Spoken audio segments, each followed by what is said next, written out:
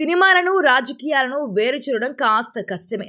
ముఖ్యంగా మన తెలుగు రాష్ట్రాల్లో సినిమాలకు రాజకీయాలకు విడదీయరాని బంధం ఉంది. సినీ ఇండస్ట్రీ నుంచి వచ్చి ఎమ్మెల్యేలు, మంత్రులు, ముఖ్యమంత్రులు అయిన వారు ఉన్నారు. ఇక పవన్ కళ్యాణ్ రాజకీయాల్లోకి వచ్చిన తర్వాత సినీ పరిశ్రమ ప్రభావం రాజకీయాలపై ఎక్కువగా కనిపిస్తోంది.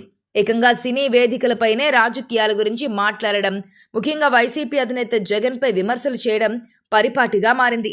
ఇదే సమయంలో జగన్ను విమర్శించిన సినిమాలను వైసీపీ శ్రేణులు బాయ్కాట్ చేయడం జరుగుతూ వస్తోంది. ఇలా వైసీపీ బాయ్కాట్ చేసిన సినిమాలు బాక్సాఫీస్ వద్ద ఫ్లాపులుగా నిలుస్తున్నాయి. పవన్ కళ్యాణ్ నటించిన హరిహర వీరమల్లు సినిమాకు సైతం వైసీపీ ఎఫెక్ట్ తప్పలేదు.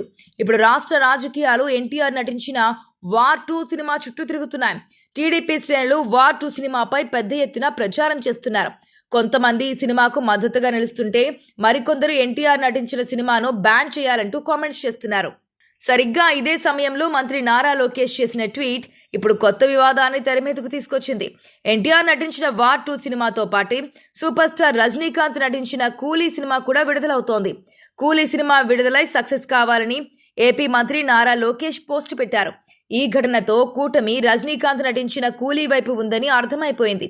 దీంతో ఎన్టీఆర్ కోసం వైసీపీ శ్రేణులు రంగంలోకి దిగాయి. ఎన్టీఆర్ నటించిన వార్ 2 సినిమాను చూడాలని వైసీపీ శ్రేణులు సోషల్ మీడియాలో పిలుపునిచ్చారు.